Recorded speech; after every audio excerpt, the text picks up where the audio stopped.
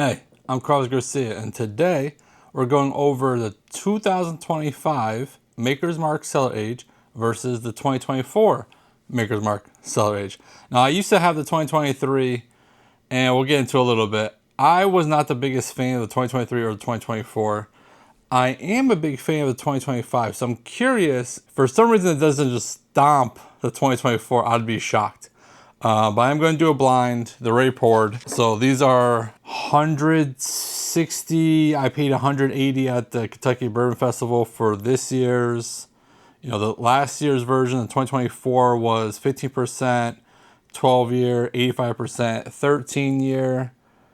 And that's there. It was 119.3 proof. This year's, so it's a little bit younger, but has some older stuff. So at 74% is 11 years, which is the bulk of it, versus last year's was 85% was 13 years. This year's also has 10% is 13 year and 16% is 14 years. So it has a little bit of older stuff. The biggest portion of this is 11 year versus 13 year in this one. And the proof is 112.9, which is lower proof.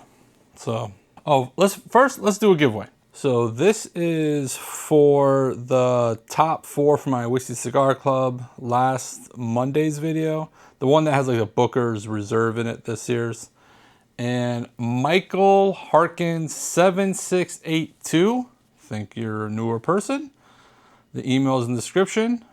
Email me, I'll get those samples out to you. All right, so let's get into the nose. And while I spin this, so I was debating on doing just these two or doing these two and the mocha ones, the lost recipes. So I have last year's, I have this year's. I was gonna put all 4 together. Let me know if you would rather have seen all 4 versus just the 2. Because I figure with the 4, you can have 2 reviews basically of the 2 newer bottles. And if one of those beat the cellar age, you have an option of something cheaper, maybe way more easily accessible than cellar age.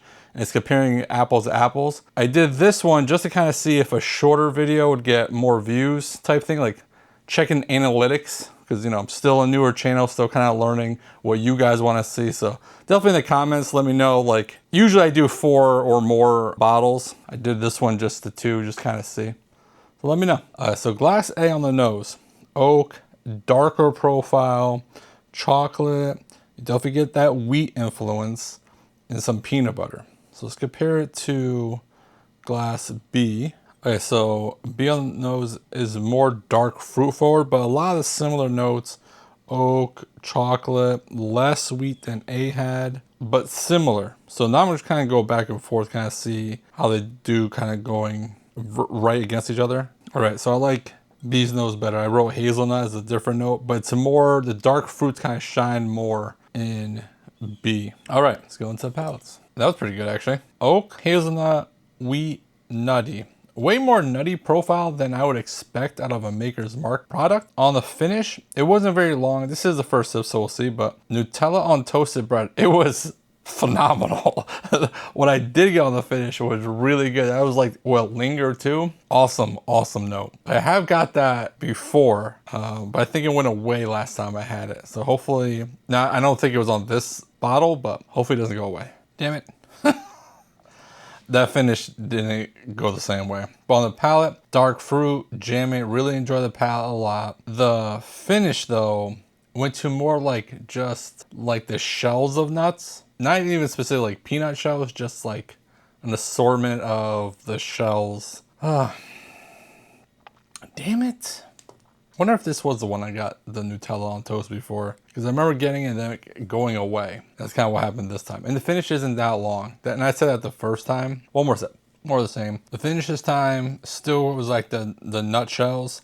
A little bit of medicinal cherry in there as well. Still not a very long finish. So upset that the Nutella note went away. All right, let's go to B. Well, they are similar. Oak, chocolate, hazelnut, dark fruit, which is a lot of similar notes on glass A. On the finish, hazelnut, chocolate, dark fruit, slight smokiness. I got the very, very end. So a lot of the same notes from the palate went to the finish. I think it's not as sweet as A, but that was only the first sip. I think the finish is a little bit longer on glass B. On the palate, I got, so a lot of the same notes, and it was very chocolatey.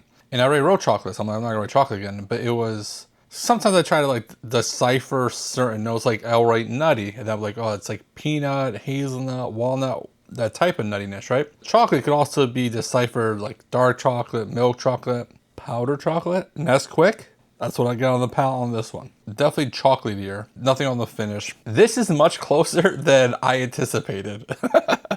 So I'll do one more sip, then I'll go back and forth, and we'll see how that goes. So this one is one of those things where it's like, these are the notes I get every single time, and I can find them every single time. Like all of them. Rarely really happens like that. Usually some stuff is kind of like gets stronger, less strong, but all these notes just keep coming every single time. So I think going this way, I would give the edge to B, but barely. I don't know which one's which, but I thought the 2025 was gonna smoke the 2024. In 2024, it made it into my top 25 of 2024, but I think it came in last place. So it came in like 25th place. I thought this was so much better when I was having it at the Kentucky Bourbon Festival, but at the same time, I do remember having it a couple different times when I was out there, not loving it, not loving it, and then loving it. So it's maybe an ear thing, something like that. But I did have it on my Whiskey Cigar Club a couple weeks ago, and I think I scored it pretty decently, so we shall see. So drink some water now and kind of go back and forth between these two.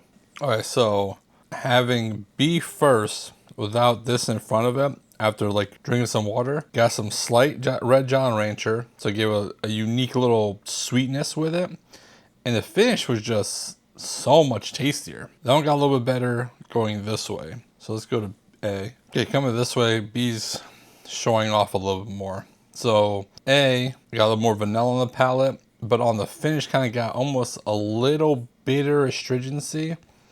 I didn't write that down because still overall it's the same notes, but definitely where there was no sharp edges on B, there was a little bit on A's finish. I'll try a little bit more of A. That's still good. Man, ooh. A little toasty, cinnamony on the finish this time. That was the best finish, was that fifth sip. Let's go back to B. That sip got way more hazelnut forward. Too much hazelnut. I should just score them already. Definitely has like a little smoky to it, which I do enjoy, that little smokiness. Okay, there's a little bit left. Which one's the better one? I don't know. So sometimes when I get to this point, I usually cut all this stuff out, the back and forth part, but it's only two. A little behind the scenes for you guys. I'll literally just drink them back to back and be like, okay, I like this one better. Just had this one. B's the winner. It's got more intense flavors, and it's got more like the dark fruit notes that are really, really good. I'm gonna score B 3.75 and A 3.5, which is much closer than I thought they were gonna be. I have a little bit left. Why not mix them, I guess, right? All right, let's figure out what they were. All right, you guys knew what they were, so I already spoiled the end by giving the results out loud on the camera, but obviously the 2024 got a 3.5 and the 2025 got a 3.75, which going into this, I thought it would easily be like maybe 3.75 and like a 3.25. Like I thought it would, the 2025 was gonna beat it out pretty good. This did really well today. You know, I only have a little bit left, but that's fine. So I know people say that 2023 was the best one. And again, going into this year, I did not have a lot of good things to say about the Cellar age. And this one's still been hit or miss. And today even, like depending on the sips, were most of them were good, but one of them wasn't as good, and I had maybe like 6 sips altogether. Okay, let's try the two together. Nose is like similar. The blend is not, it's not the worst. The finish is a little pretty decent. The palate was like a lot of just wood. The palate though, or I mean the finish, is a lot of raisins. You do create something new, but it's like very muted, not very complex at all. So yeah, don't do that, I guess. Yeah, even the second sip, it was very similar. All right, so, a giveaway. If you want to enter to win 2-ounce samples of both of these, like the video, subscribe to the channel, and comment with capital letters MMCA, which I think we've done before. So let me know if you would rather have seen the 4 different bottles together or just the 2. Kind of helps me like future videos and stuff like that. So don't do the stupid. And if you do, oh, another thing, you guys will see this on Monday. I'm recording this the day before on Sunday, but this weekend I'll be at Bourbon the Banks. So if you see me, I'll be wearing a red shirt with my logo thing on it. So if you see me, definitely say hi. I'll probably be around Trey and Kurt from SLB. So I'll be hanging out with them a lot that probably on Saturday. So don't do the stupid. And if you do, don't get caught. Bye.